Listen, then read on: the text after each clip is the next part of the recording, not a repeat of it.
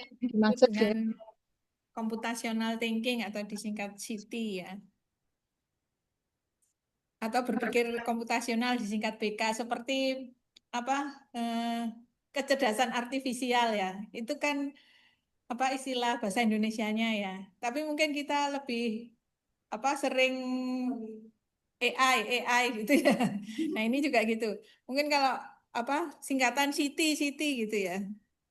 Tapi itu berpikir komputasional ya. Karena ini masalah berpikir, jadi computational thinking itu bisa dikatakan cara berpikir untuk menyelesaikan masalah. Nah, ya, untuk menyelesaikan masalah kan macam-macam macam-macam caranya. caranya. Ya, Ya, masalahnya masalahnya tidak hanya 4 kali 6 aja. Jadi macam-macam macam-macam ya. ya. Nah, nah, untuk menyelesaikan masalah itu, kalau di computational thinking itu menggunakan beberapa tahapan ya. Nah, agar efektif efisien ya. Yang apa utama itu ini dekomposisi ya, pattern recognition pengenalan pola ya, abstraksi, lalu algoritma ya, algoritma. Bapak Ibu sudah bisa kan algoritma. Nah, Nah, eh, keempat langkah ini itu merupakan konsep dasar dari ilmu komputer ya. Tapi ini bisa kita lakukan tidak harus apa membuat program ya. Jadi kegiatan seperti dekomposisi itu kan apa? Memecah-mecah masalah ya. Kemudian pattern recognition jadi mengenali pola atau gampangannya rumusnya gimana sih? Oh, ditambah setelah itu dikalikan misalnya ya. Kemudian abstraksi. Jadi kita melakukan apa?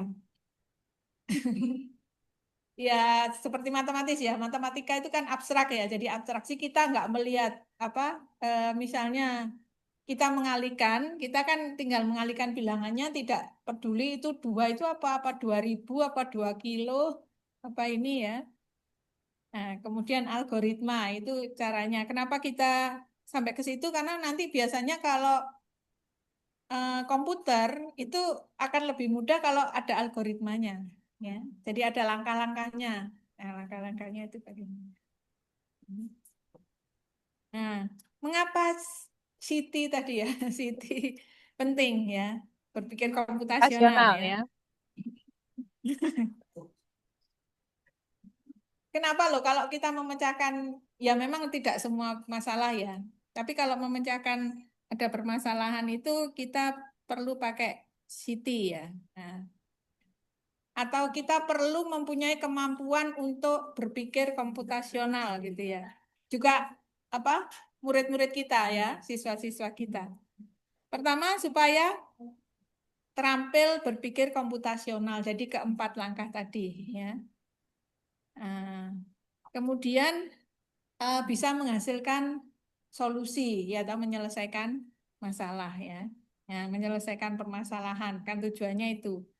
Jadi kalau ada masalah, kalau mau diselesaikan sebaiknya kita mempunyai kemampuan berpikir komputasional. Ya. Nanti apa? Karena kalau kita menggunakan langkah-langkah yang apa City ini ya, nanti kita bisa apa menyelesaikan masalah itu secara logis, sistematis, kritis, ya, analitis, apalagi juga kreatif ya. Ya. Tapi ini maksudnya yang computational thinking Thinking itu itu kita kita bisa bisa oh, iya. Jadi maksudnya yang apa berpikir komputasional tadi bisa dilakukan secara manual atau melalui program. Ya kita lihat kalau permasalahannya sedikit ya atau sederhana ya mungkin kita bisa lakukan secara manual. Tapi kalau misalnya banyak ya ribuan dan big data gitu ya kita harus ya menggunakan program. Nah, supaya sampai pada program itu, berarti pertama kita harus tadi mendekomposisi. Jadi persoalan yang besar mungkin bisa dipecah-pecah gitu ya. Kemudian dilihat polanya. Gimana sih? Oh, kalau gini ternyata harus diurutkan dulu misalnya ya. Jadi ya. Kemudian dilakukan abstraksi ya.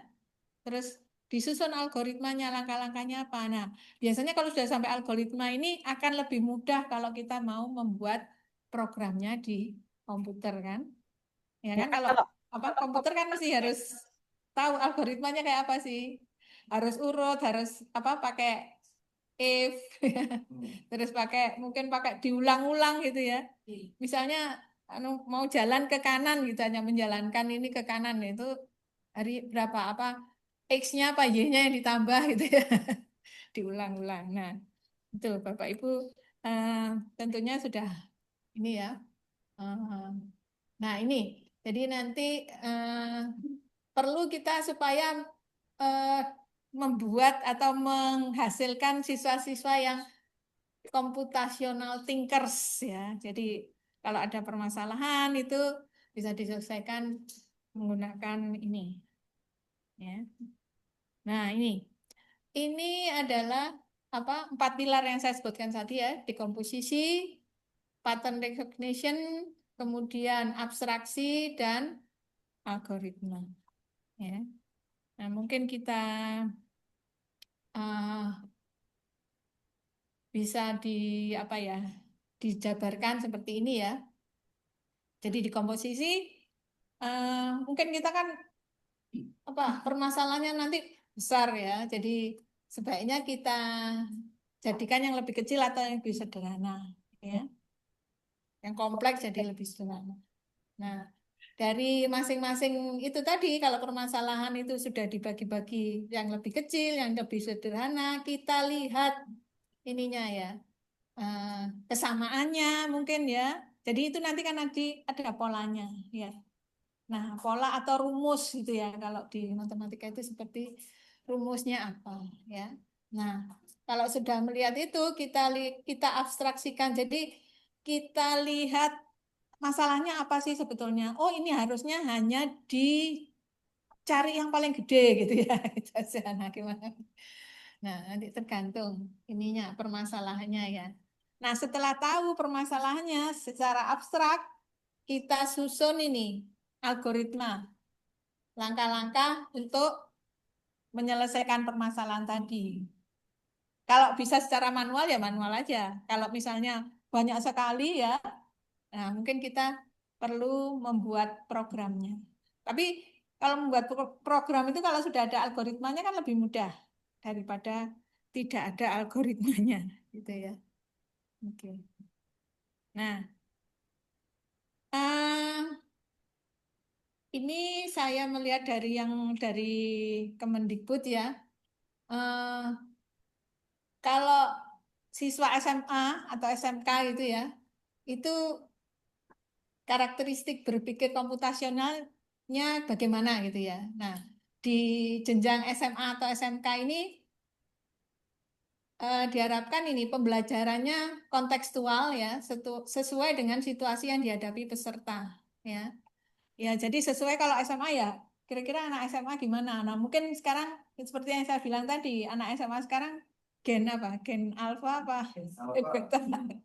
Belum belum gen betanya. Nah, nah, jadi kita harus tahu seperti apa konteksnya mereka seperti apa yang apa mudah dipahami mereka apa. Jadi kita melalui dari situ. Kita nggak bisa maksa dari rumusnya gini, nggak bisa. Mungkin dari mengenali permasalahannya dulu ya. Kalau bisa permasalahan itu yang kontekstual ya. Jadi sesuai dengan apa yang dihadapi peserta peserta didik didik. dan terjadi di lingkungannya gitu ya. Mungkin di Balas Krumprik sama di mana? Di Benowo beda ya. Nah, kemudian menggunakan pendekatan human center ya. Nah, di mana manusia sebagai fokus dalam pembelajaran ya. Jadi kan kita melihat siswanya gimana ya. Eh, Pemanfaatnya gimana, lalu kita gabungkan dengan pengembangan kecerdasan artifisial. Ya mungkin kalau sudah di kota kan sudah pada pegang HP ya, hampir semuanya ini. Terus sudah di HP ada AI macam-macam ya. Tapi ini ya AI itu apa buatan orang Jawa ya? Kok ada Cak GPT, ada Mbak Google, ada Mbak Meta, gitu ya, macam-macam ya. Nah, itu. Terus kita kan karena sudah ada ya, kita nggak bisa kan melarang, nggak boleh pakai gitu, nggak bisa. Tapi kita manfaatkan, kita sesuaikan dengan apa tujuan pembelajarannya apa ya. Jadi mungkin tujuan pembelajaran agak bergeser ya, tapi tetap misalnya anak tetap menguasai atau mengerti materi itu, tapi caranya ya, nah, mungkin pakai AI boleh, tapi cara cara apa? Misalnya tanya yang mengapa ya, bukan hasil akhirnya ya. Kak, pengen tahu kok hasilnya seperti ini gitu ya, soal cerita gitu. Ini seperti apa kalau menurut saya gini misalnya ya, kan bisa toh dialog itu kan ya dengan itu justru membantu ya. Nah, jadi sampai siswanya mengerti gitu ya. Jadi tanya ke apa ke AI supaya bisa mengerti gitu ya. Kemudian istilahnya sekarang ada apa pembelajaran mendalam ya, deep learning. Nah ini ternyata istilah ini agak rancu juga kalau orang AI mendengar itu tersinggung karena deep learning itu adalah salah satu istilah sendiri, mungkin nanti dijelaskan ya. Deep learning itu merupakan bagian dari mesin learning bagian dari AI. Lah kok kita ini maksudnya beda, istilahnya Hanya sama. sama. Iya. Nah, jadi ini praktik mendalam ya, pembelajaran mendalam, berpikir komputasional ya. Itu perlu diberikan juga Enggak ya. ya. Nah, Nah, kemudian juga literasi digital ya. Jadi kemampuan untuk menggunakan apa ya gawai, ya aplikasi ya, macam-macam ya. Yang sesuai untuk jenjang SMA atau SMK ya. Nah, karena sekarang kondisi sekarang seperti ini, jadi pembelajaran ini untuk berpikir komputasional di jenjang SMA dapat dilaksanakan menggunakan internet base ya. Jadi kalau nggak bisa dilarang, nggak boleh pakai internet. Mungkin pas tes nggak boleh pakai internet ya. Tapi pas belajar ya kita tidak bisa apa melarang ya kayaknya. Anak-anak kalau pas ini boleh ya pakai pas pembelajaran di kelas boleh ya pakai ini ya. Jadi supaya ini juga apa mendukung ini apa berpikir kritis ya. Misalnya guru menjelaskannya caranya begini ya, Pak, caranya A, B, C. Nah, loh, saya lihat di internet caranya X, Y, Z gitu ya. Mungkin hasilnya sama, caranya yang berbeda. Nah, itu kan bisa melatih berpikir kritis ya. Ya, baik plug-in maupun unplug ya. Ini berbasis internet ya. Nah, kemudian yang ini tadi ya panjang lebar. Nah, ini eh mesti kita biasanya nyari contohnya gimana sih contoh untuk berpikir komputasional itu ya. Nah, misalnya ini ya pencarian informasi online. Kalau nyari anak-anak misalnya ditanya anu itu apa? Coba cari informasi tentang pariwisata di Mojokerto yang baru misalnya. Kan mereka langsung ini ya nanya. Kan katanya di sana ada apa gitu ya yang baru gitu ya. Kira-kira gimana anak-anak nyarinya? Langsung ditulis. Ya, sekarang mungkin gitu ya. Karena ada AI ya, jadi panjang itu nggak masalah ya.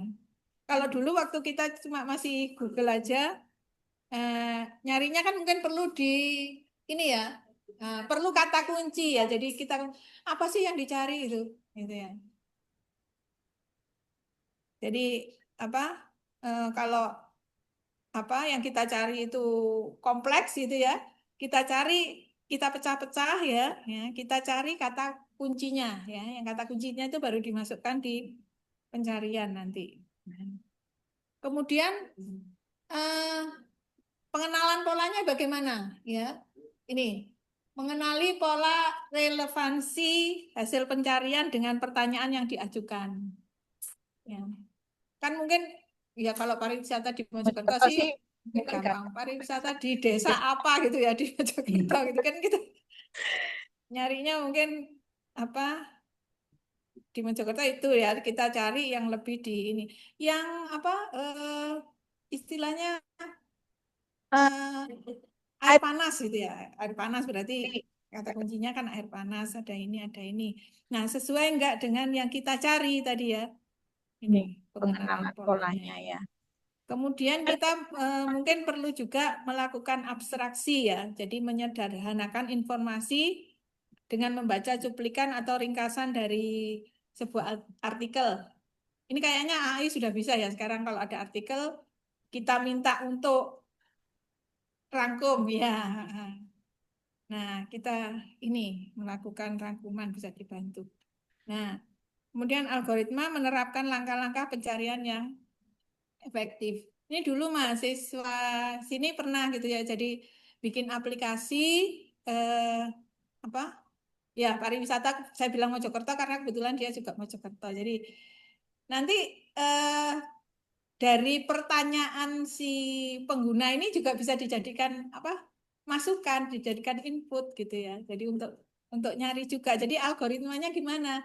Jadi tidak hanya dia yang mencari tapi apa? Tidak hanya aplikasi ini yang mencari tapi juga dari ini apa? Penggunanya ya, customer ya. Customernya menggunakan itu dia kalau ngetik ini lah berarti ada hal baru ya. Bisa dijadikan input juga. Jadi untuk masukan itu tidak hanya dari aplikasi tapi juga dari pengguna bisa juga kan bisa misalnya ini di daerah mana fotonya apa kan bisa juga foto dimasukkan gitu ya jadi nanti ada algoritma bahwa inputnya itu tidak hanya berasal dari aplikasi saja tapi bisa dari pengguna juga bisa memberikan ini ya nah tergantung ininya nggak hanya mencari saja tapi juga memberi ya pengguna bisa mencari bisa memberi gitu ya nah mungkin algoritmanya beda ya tergantung permasalahan tadi nah mungkin contoh yang lain nah tidak harus aplikasi yang berkaitan dengan program komputer ya misalnya ini pemecahan tugas rumah tangga ibu-ibu mungkin yang ini kan macam-macam yang harus dikerjakan di ya kora-kora ya apa tadi nyuci masak ya segala macam ya nah nah ini bisa di dekomposisi ya jadi ada yang bagi apa ini berkaitan dengan apa kebun ini berkaitan dengan dapur ini berkaitan dengan kamar mandi misalnya ya bisa dibagi-bagi kan menjadi tugas yang lebih kecil kalau di kamar mandi mungkin nanti algoritmanya beda pembersihan kamar mandi dengan pembersihan kebun ya pembersihan meja makan lain lagi nah setelah dikomposisi itu kita bisa melakukan pengenalan pola ya mengidentifikasi pola perilaku yang dapat diubah untuk meningkatkan efisiensi ya jadi kalau misalnya kalau bersihkan ruang tamu dengan bersihkan tadi meja makan beda kalau meja makan biar bersih dimakan aja. Kalau di ruang tamu enggak ya. Dibuang. Kotorannya dibuang. Jadi ini dilakukan pengenalan pola. Lah, ya.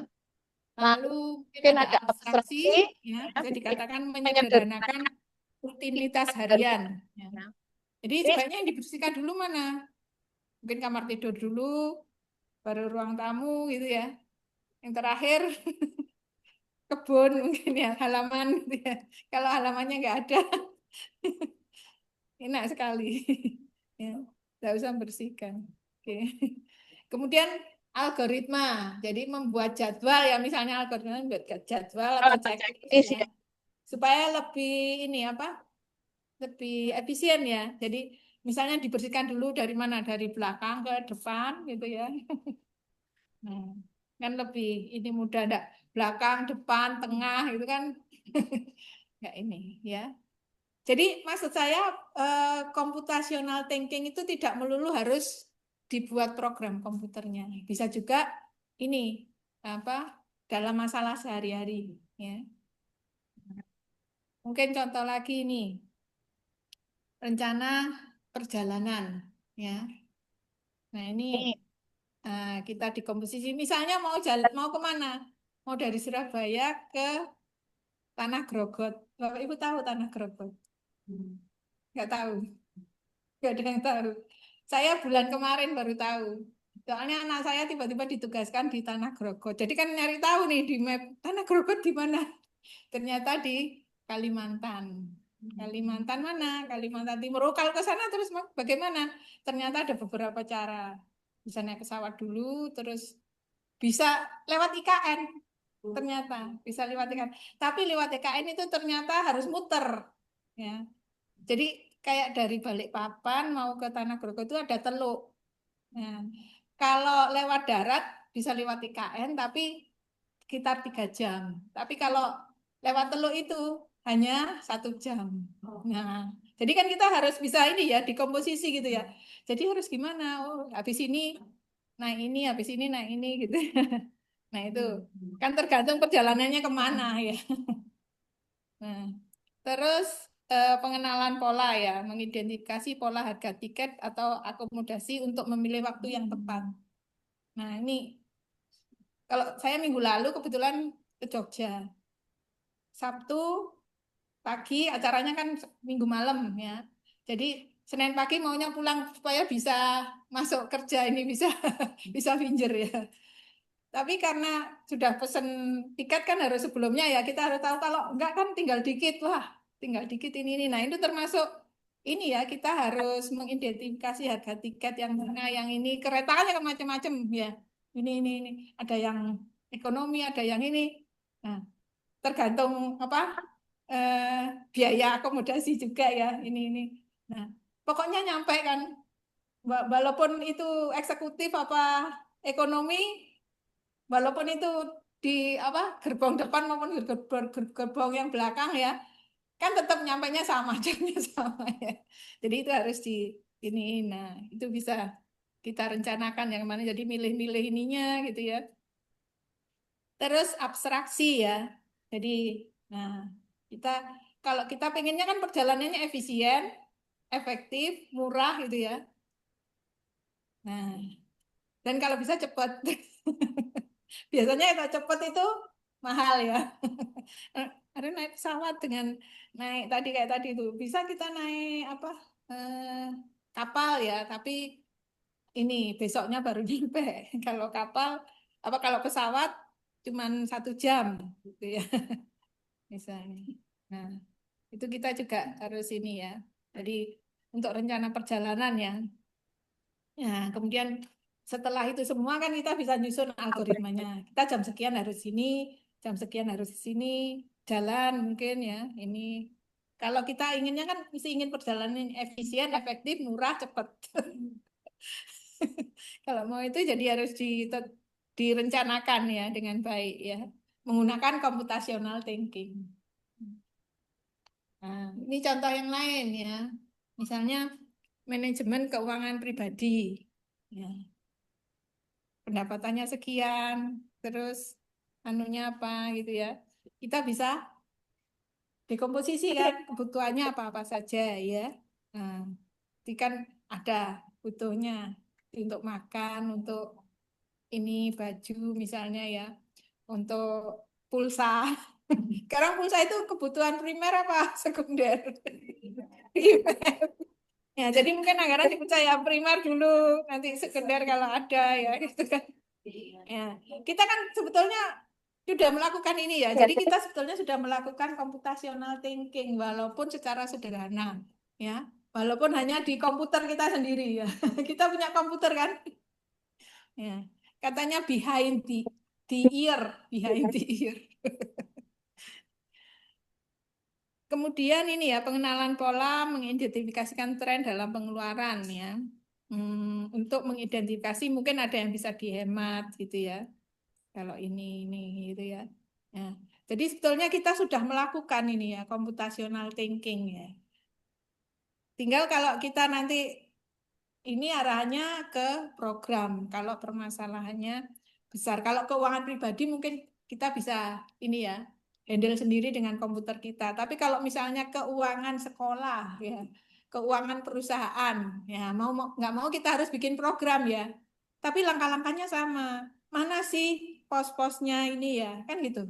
Ya, sama, cuman nanti ini akhirnya kalau dalam skala besar kayak tadi itu manajemen keuangan negara apalagi. Ya, jadi harus direncanakan kayak gini nih ya. Sampai Algoritma algoritma supaya supaya bisa bisa di buat program komputernya ya. Kemudian ya macam-macam lah ya. Macam-macam maksud saya ingin menunjukkan bahwa computational thinking itu dapat digunakan untuk memecahkan berbagai permasalahan ya. Nah, ini tadi misalnya ya. Nah, pengenalan polanya ya ini ya mungkin menyederhanakan. Nah, algoritmanya nanti gimana? Karena kalau 1 tahun ya mungkin dijadwal. Oh, bulan Mei itu misalnya adik saya menikah, jadi saya harus gimana? Nanti bulan Juni anak saya masuk SMA gimana gitu ya, misalnya. Ya, itu contoh-contoh computational thinking dalam berbagai permasalahan. Ya. Nah, sekarang kalau misalnya lebih ke ini, bagaimana kita di pembelajaran nanti kan kita harus ngajarkan ini kan, ngajarkan computational thinking ke Ibu nggak, Bapak Ibu ngajarnya di satu mata kuliah tertentu atau terintegrasi di berbagai mata kuliah? Mata kuliah, mata mata pelajaran. pelajaran.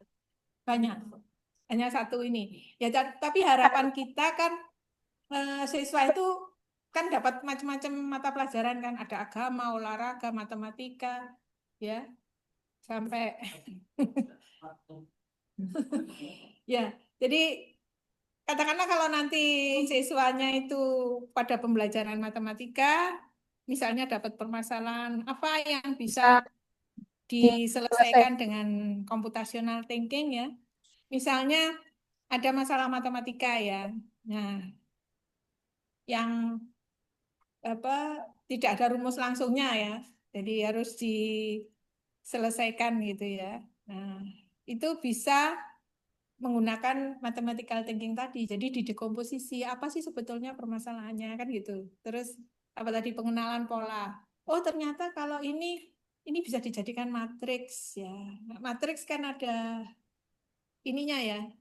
Abstraksi oh matriks berarti ini ya. Kalau di SMA mungkin ya matematikanya sampai mana ini? SMA sudah sampai ke problem solving itu ada ya? Persoalan problem. Jadi permasalahan yang tidak ada cara langsungnya untuk menyelesaikan.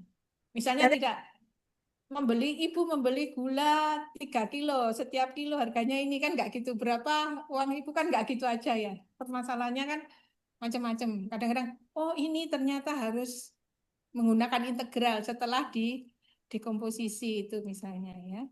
Nah, jadi nanti kita bisa sampaikan ke siswa kalau di matematika kamu ada gini, kamu kesulitan itu pecahkan dulu ya. Ini masalah apa? Masalah apa? Ya.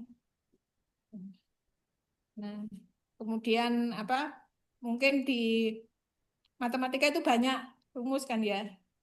Nah, jadi kalau gini apa apa biasanya barisan bilangan misalnya kan ada rumusnya ya.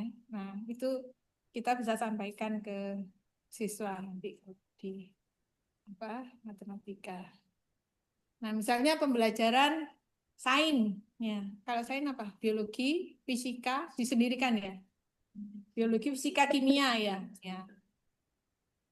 Nah, misalnya di sini biologi kayaknya biologi kimia itu sudah banyak aplikasi ya. Kalau apa eh, ya untuk menyelesaikan masalah.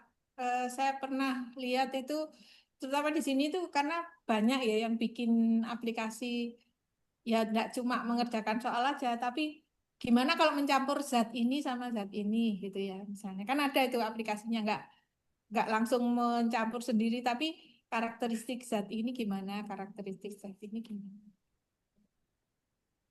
Oke, jadi bisa dilakukan simulasi, modelisasi, ya. Ya. Kemudian analisis data, ya. Nah, kadang-kadang kan ada praktek itu ya, kalau fisika misalnya lensa kalau nggak salah ya, kalau segini gimana kelihatan terang, enggak, kalau agak ditekan kan fokusnya beda-beda ya, kita mungkin mencari titik fokus ya. Nah, dan seterusnya apa? Maksudnya di berbagai mata pelajaran itu kita bisa menerapkan computational thinking. Bahkan di bahasa Inggris. Gimana contohnya? Ini contohnya ya. Menerapkan computational thinking untuk menganalisis cerita dan puisi. Kalau ada cerita, ini apa tokohnya siapa aja? Kan bisa dipecah-pecah tuh tokohnya, terus kejadiannya di mana gitu ya. Jadi dipecah-pecah menjadi elemen-elemen kunci ya. Kemudian hubungan antar karakter. Jadi itu kan sebetulnya menerapkan computational thinking juga ya dalam bahasa Inggris atau bahasa Indonesia ya. Mungkin kalau bahasa Inggris itu penting karena banyak kata yang nggak diketahui ya. Jadi itu aja yang mungkin yang dicari di kamus ya. Yang lainnya kan supaya memahami hubungan ya antar karakter ya. Terus bisa juga ini eh, mendorong siswa untuk menggunakan pemikiran komputasional Kenal dalam dalam merancang cerita atau menulis kode naratif interaktif ya. Jadi mungkin nanti kalau bikin cerita itu ceritanya logis. Terus ada algoritmanya. Ada urut-urutannya ya cerita itu ya. Kan enggak meloncat-loncat gitu jadinya ya. Nanti bisa mendorong. Jadi kalau kamu nyusun cerita itu ada algoritmanya. Pengenalan dulu, terus di lokasi di mana kan itu harus tahu ya. Walaupun tidak nah, tergambar saklek itu ya dalam apa? Narasi ya, lihat narasi yang mengalir gitu. Nah, itu bisa di sini. Kemudian juga misalnya di pembelajaran desain dan seni, itu kita juga bisa mendorong siswa untuk melakukan computational thinking ya. Nah ini, dalam desain misalnya kan ada pola-pola tertentu. Ya. Kalau habis hijau kuning, hijau kuning gitu. Ya. Baik desain grafis atau desain digital, mungkin lebih mudah ya, jadi kayak plugin gitu ya. Kemudian juga untuk penggunaan teknologi kreatif ya, mendorong penggunaan perangkat lunak desain dan seni yang melibatkan pemikiran komputasional. Tapi sekarang sudah bisa itu ya, kita bikin prompt untuk buat foto ya, pakai AI. Foto ini, tapi yang harus bagaimana promptnya ya, kan yang harus apa? Kalau pengen sesuai dengan keinginan kita berarti mungkin dari dikomposisi ini sampai ketemu algoritmanya. Jadi harusnya nyuruhnya habis ini gambarlah pemandangan gunung warna kuning dengan di depannya ada pohon ini gitu kan harus ini ya. Harus algoritmanya harus jelas ya. Nah, itu contoh-contoh apa kita bisa mendorong siswa untuk melakukan berpikir komputasional di berbagai mata pelajaran. Hmm. Supaya itu tadi terbiasa berpikir komputasional ya. Walaupun arahannya baru manual saja, jadi maksudnya tidak program ya. Tapi bisa juga kalau sudah tahu caranya itu. Seperti ini loh sebetulnya buat program itu kita nyuruh nyuruh komputer kan, kayak nyuruh orang. Kita kan harus orang. Kita kan sebelumnya harus ya. jelas nyuruhnya. Langkah-langkahnya Nah, harus jelas. Kalau langkah-langkahnya enggak harus nanti jelas. Kalau hasilnya enggak, nanti nggak hasilnya sesuai nggak dengan sesuai dengan keinginan. gitu. Nah, Nah, ada yang ada yang ditanyakan ditanyakan mungkin sampai sini? Belum. belum? Iya. Duh, ini saya sampai jam berapa? 11.25 ya. Iya. Ini ada, nah ini kita lihat tantangan dan solusi ya. Nah, ini. maaf ini, apa benar ya? Kurangnya pengetahuan dan keterampilan guru. Karena mungkin gini, kalau guru TIK mungkin bisa paham ya ini. Tapi yang maksudnya guru, ya guru bahasa Inggris tadi loh, bisa bahasa Inggris, tapi dia nggak tahu computational thinking. Jadi ngajarnya cuma ini aja. Tapi ya ini, makanya sebaiknya sebetulnya computational thinking itu, kemampuan computational thinking itu dimiliki semua guru ya. Jadi tidak hanya guru TIK aja ya. Ini. Jadi kita guru TIK ngajarkannya ke siswa supaya siswanya ini, nah guru mata pelajaran itu sendiri nggak nggak menyuruh atau tidak menekankan itu, jadi anak nggak menunjukkan performanya nanti ya. Nah ini banyak guru mungkin tidak memiliki, maksudnya bukan guru TIK, guru olahraga misalnya, guru bahasa Inggris misalnya. Nah, sebaiknya Kayaknya kan kan itu itu ya. ya. Jadi Jadi mungkin mungkin nanti Bapak Ibu bisa menularkan ke teman-teman di sekolah. Ini saya habis ini, sebaiknya kita itu kalau ada permasalahan tuh dipecah-pecah dulu supaya mudah kan nanti ya. Tahu polanya. Kalau tahu polanya, nanti kita bisa abstraksi dan bikin algoritma atau langkah-langkah untuk menyelesaikan gitu. Nah, solusinya apa?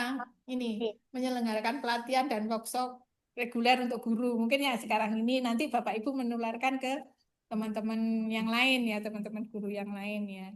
Mendorong kolaborasi antar guru ya. Kemudian apa lagi? Keterbatasan sumber daya teknologi. Nah, itu. Hmm, iya. Tapi ini waktunya. Di sini apa? Ada Bapak Ibu pernah lihat Oculus? Pernah pakai? Ada yang pernah dengar? Ya, kacamata Google itu yang bisa 3 dimensi itu kan. Nah, itu kan lebih apa ya? Bisa memahami ini nanti ya. Ya, sekarang kalau apa HP gitu aja, HP komputer semuanya udah ini ya, internet udah ini. Tapi mungkin ada sumber daya yang ini ya, belum dimiliki ya oleh sekolah gitu ya. Nah, mungkin perlu itu. Nah, itu ya, mencari solusi kreatif ya. Ini saya sudah ditunggu tiga. Kemudian mungkin ada ini kesenjangan akses teknologi. Ya, ya mungkin Bapak Ibu di Surabaya, kalau di area Surabaya tidak terlalu merasakan ya, yang di tempat yang apa di daerah 3T mungkin agak susah ya. Nah, solusinya gimana? Seperti ini mungkin ya, apalagi. Nah, kurangnya motivasi siswa.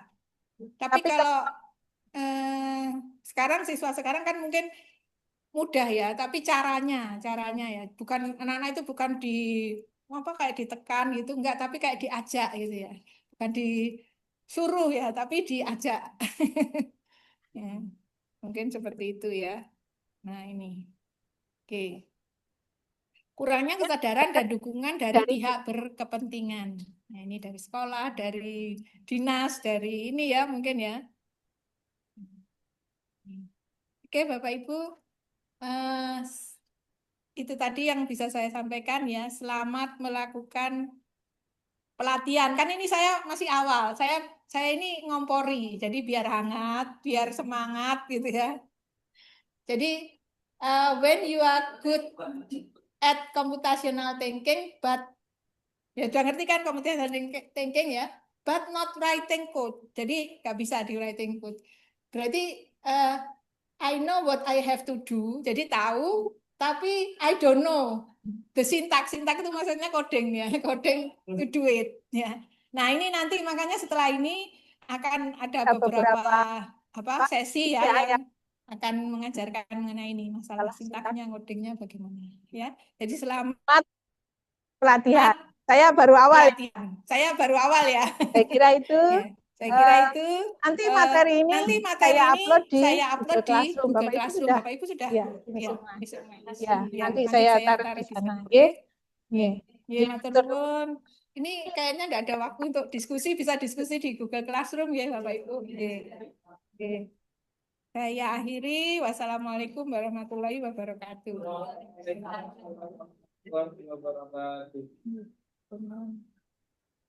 Ini gimana nih? Saya stop sharing. Ya, terima kasih.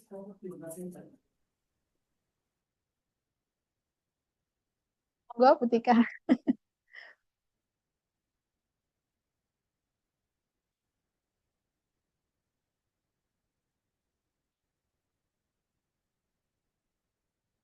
Enggak. Ye. Tapi saya tinggal ya. Ye. Cek. Ada lagi. Wah, terus nanti disuruh nganu terus ini gimana ya? Terbantu Bu. Oke. Matur nuwun.